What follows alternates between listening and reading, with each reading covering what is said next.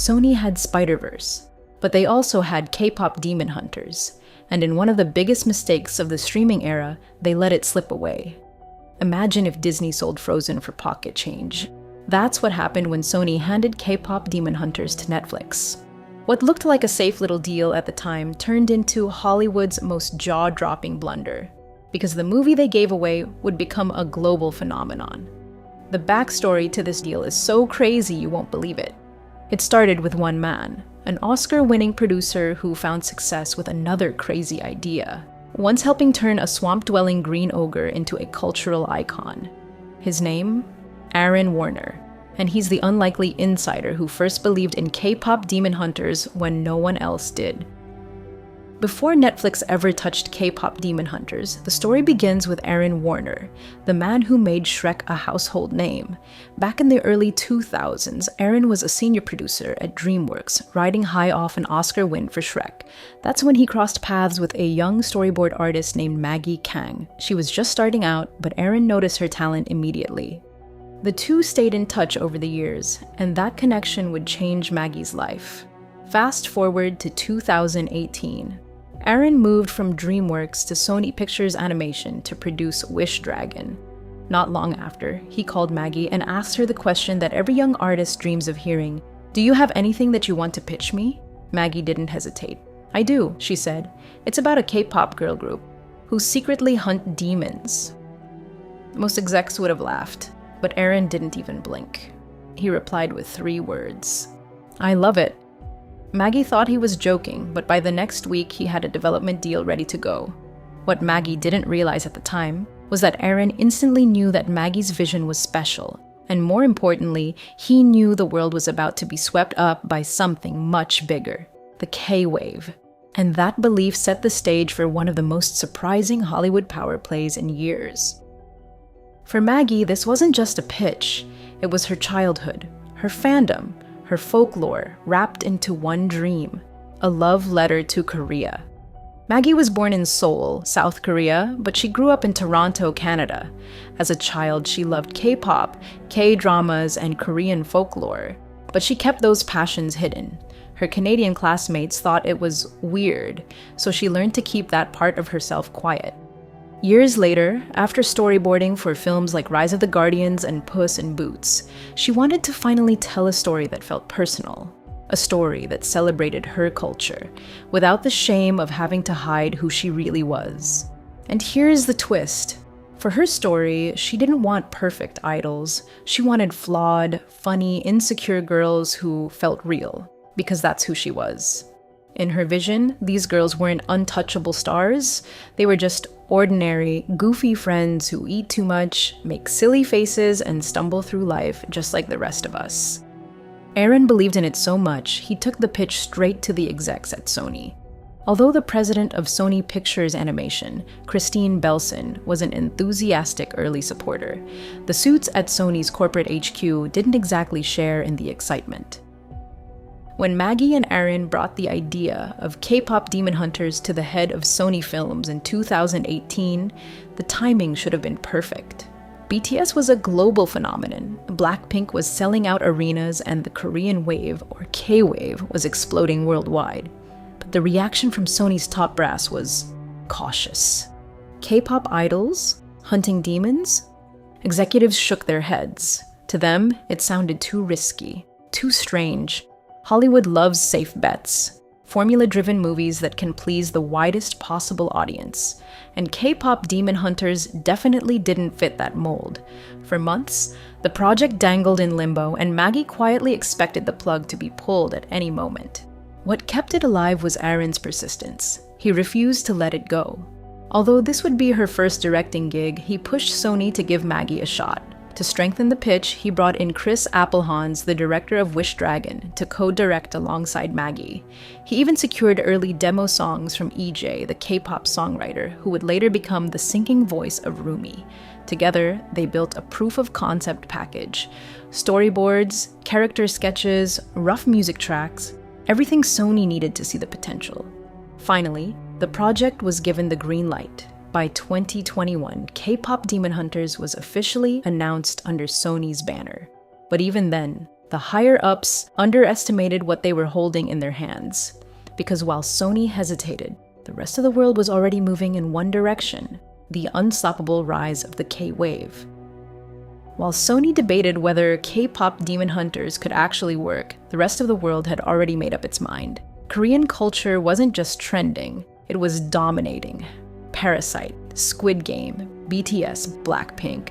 Every headline screamed one thing: the K-wave was here. It wasn't just a fad, it was a global movement. K-pop, K-beauty, K-cinema. From food to fashion, Korean culture was suddenly everywhere. For Maggie, that wasn't surprising. She knew firsthand how powerful K-pop fandoms could be. But Sony couldn't see it. All they saw was risk. The movie's budget was ballooning towards $100 million. That's a lot of money. How could they possibly make that money back? The world was still reeling from a global pandemic, and people were reluctant to go to movie theaters. The suits couldn't envision that a movie blending K-pop and Korean mythology was positioned to ride the biggest cultural wave of the decade.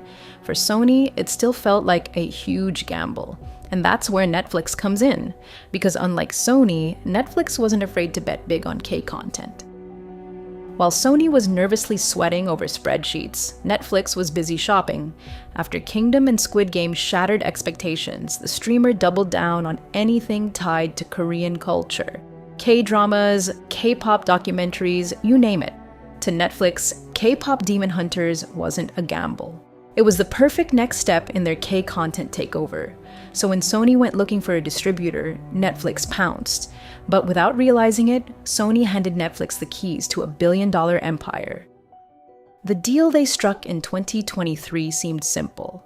Sony would handle production and animation, but Netflix would finance the movie and own the global rights. In return, Sony got guaranteed cash, around $20 million in profit, no matter how big the film became. At the time, it felt like a safe win for Sony. Money in the bank, risk off the table, happy shareholders. But in hindsight, it was Hollywood's biggest bargain bin blunder. Because the moment K-pop Demon Hunters hit Netflix, everything changed. When K-pop Demon Hunters dropped on Netflix on June 20th, it shot to #1 worldwide and refused to leave the top spot. It's Netflix's biggest animated movie ever, and it's on track to become the most watched Netflix original movie of all time. But it wasn't just streaming numbers. The soundtrack turned into a cultural earthquake. Golden, performed by the fictional girl group Huntrix, hit #1 on the Billboard Hot 100, making history as the first K-pop girl group to ever do it. 7 songs from the film landed on the charts, with Spotify streams flooding in by the millions. Suddenly, K-pop Demon Hunters wasn't just a film. It was a global phenomenon. TikTok exploded with singing and dancing challenges, fan edits, and cosplayers. Real-life K-pop idols joined in the fun. Netflix even started whispering the comparison out loud. This was their Frozen. But while Netflix basked in the glory, Sony was quietly realizing the painful truth. They had made just $20 million off a franchise that could be worth billions, and the buzz only grew louder when rumors started swirling about what comes next. The success of K-pop Demon Hunters didn't just break records, it sparked a frenzy of speculation. Fans and insiders alike started asking the same question: what's next? Reports claim Netflix already sees it as their Frozen, a crown jewel franchise they could spin into sequels, stage musicals, live concerts, even live-action remakes. To them, this isn't just a movie, it's the foundation of an empire. But here's the twist. Netflix might not actually be the one holding all the cards.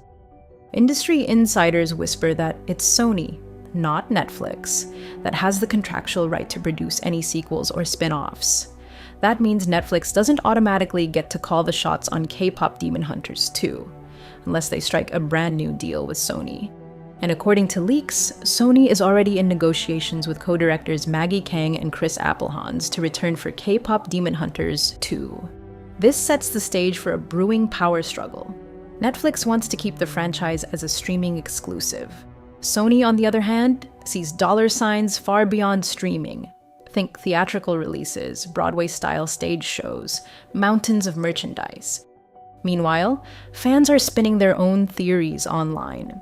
Prequels, trilogies, spin-offs focused on the rival boy band Saja Boys, or even Zoe, the breakout fan favorite. The possibilities feel endless. So the question on everyone's mind now is, what will Netflix and Sony do with this goose that laid a golden egg? Will they work together to nurture it, or will their greed end up destroying it? In the end, K-Pop Demon Hunters is more than just a surprise hit. It's a cautionary tale. Sony spent years developing the project, only to lock themselves into a deal that gave away the crown jewels. For $20 million in profit, they handed Netflix the kind of global phenomenon every studio dreams of, a cultural juggernaut that could have been their Frozen moment.